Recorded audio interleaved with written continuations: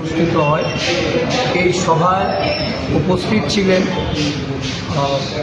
আমাদের সিডব্লিউসির permanent invitee member Sudip Roy Barman, আমাদের আইনজীবী পীযূষ কান্তি বিশ্বাস, দেবরঞ্জন চৌধুরী, আমাদের পৃথা দেবপাল, প্রশান্ত সেন চৌধুরী, নরসিংহ দাস এবং আমাদের আইনজীবী সেলের প্রায় 50 জনের অধিক আজকে এই সভায় যোগদান করেন।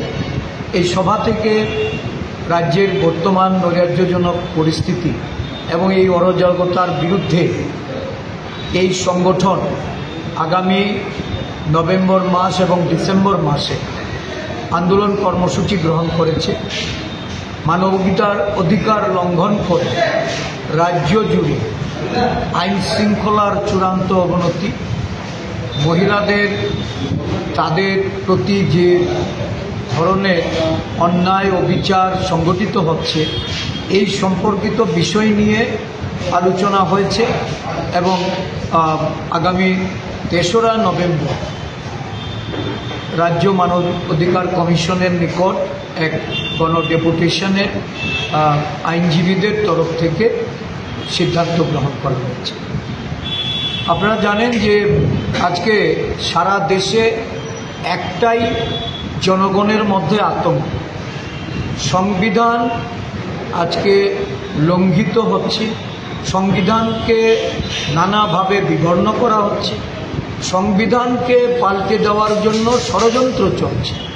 মানুষের অধিকার, ভোটের অধিকার, তাদের বাঁচার অধিকার, তাদের সংসদের ভেতরে এবং বাইরে নানাভাবে বিরোধী দলের রাজনৈতিক অধিকার খর্ব করার একটা প্রয়াস চলছে। এবং দেখা গেছে যে তথ্য জানার যে অধিকার তৎকালীন ডক্টর মনমোহন সিং কংগ্রেস সরকারে থাকতে যে আইন বলবৎ করেছিলেন বা যে আইন তৈরি করেছিলেন, এই আইনটাকেও আজকে নানাভাবে এটাকে দুর্বল করার প্রয়াস চলছে। আরটিআই এর মাধ্যমে তথ্য জানার যে সুযোগ ছিল এই সুযোগ সংকুচিত হচ্ছে। আমাদের আইনজীবীরা এই বিষয় নিয়ে যাতে সোচ্চার হওয়া যায়, জনগণকে বুঝিয়ে এই বিষয়ে জনমত তৈরি করা যায় তার লক্ষ্যে তারা কাজ করবেন। মূলত আমাদের রাজ্যে আইন শৃঙ্খলার অবনতি আজকে এরকম একটা চরম পর্যায়ে গিয়ে পৌঁছেছে। একদিক থেকে হচ্ছে আরক্ষা প্রশাসনকে বৃদ্ধাশ্রমগ্রস্ত দেখিয়ে আইন নিজের হাতে তুলে নেওয়া, এমনকি আরক্ষা প্রশাসনও তাদের হাত থেকে রক্ষা পাচ্ছে না। গতকাল বিলোনিয়াতে যে ন্যাক্কারজনক ঘটনা ঘটেছে, দেখা গেছে একটা জলসাকে কেন্দ্র করে পুলিশ যখন আইনানুগ পদক্ষেপ নিতে গেছে সেখানে পুলিশ আক্রান্ত হয়েছে। আবার স্কুলের ছাত্ররা যখন শিক্ষকের দাবিতে রাস্তায় নেমেছে, দেখা গেছে শাসক দলের অঙ্গুলি হেলনে সেখানে আরক্ষা প্রশাসনকে লেরিয়ে দিয়ে এই শিশু থেকে শুরু করে আমাদের যে বালিকারা তাদের উপরও আক্রমণ সংঘটিত হয়েছে। যে আক্রমণে আজকে আমরা লক্ষ্য করেছি যে স্কুলের ছাত্ররা তারা আজকে চিকিৎসাধীন অবস্থায়, তাদের অভিভাবকরা একটা উদ্বেগের মধ্যে দিন কাটাচ্ছে। কংগ্রেস দলের প্রতিনিধি দল সেখানে সফর করেছে এবং সেখান থেকে দাবি জানিয়েছে তদন্ত করে দোষীদের বিরুদ্ধে ব্যবস্থা গ্রহণ করে। রাজ্য জুড়ে আজকে নেশার রাজত্ব কায়েম হয়েছে। রাজ্য জুড়ে আজকে এই নেশাগ্রস্ত মানুষ যাদের সন্তান সন্ততিরা এই নেশায় আক্রান্ত হচ্ছে, অভিভাবক মণ্ডলী যেখানে চিন্তিত শঙ্কিত, তাদের বিষয়ে রাজ্যের মুখ্যমন্ত্রী নিশ্চুপ।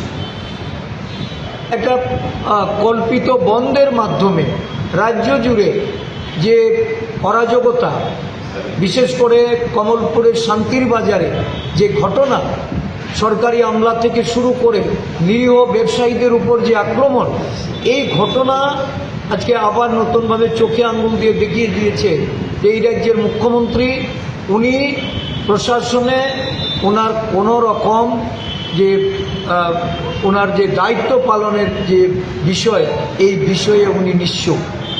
উনি জোট শরিকদের প্রতি এতটাই উনি উদাসীন যে ঘটনা ঘটলেও প্রয়োজনীয় পদক্ষেপ নিচ্ছেন না। আরক্ষা প্রশাসন সেখানে নীরব দর্শকের ভূমিকায় আছেন। সারা মহকুমা জুড়ে একটা অশান্তির বাতাবরণ, ভাতৃঘাতী দাঙ্গার উস্কানি থাকলেও এই বিষয়ে সরকারের তরফ থেকে পদক্ষেপ নেই। এই ঘটনায় কংগ্রেস দল আজকে সারা রাজ্যের মানুষকে ঐক্যবদ্ধ হয়ে তার মোকাবেলায় এগিয়ে আসার জন্য আমরা আহ্বান রাখছি।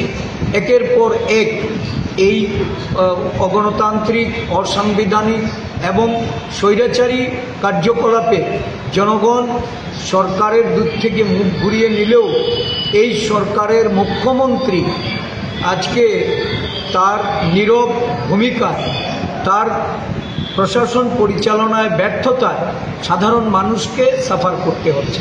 এর থেকে পরিত্রাণ পেতে কংগ্রেস দল রাস্তায় নামছে। কংগ্রেস দল সংঘবদ্ধভাবে মানুষের পাশে যাওয়ার, মানুষকে সহায়তা প্রদান করা এবং আইন শৃঙ্খলার এই অবনতিজনিত কারণে রাজ্য প্রশাসনকে, আরক্ষা প্রশাসনকে দায়ী করে তার বিরুদ্ধে আমাদের লড়াই, আমরা রাস্তায়, আমরা প্রকাশ্য লড়াইয়ে আমরা অবতীর্ণ হচ্ছি।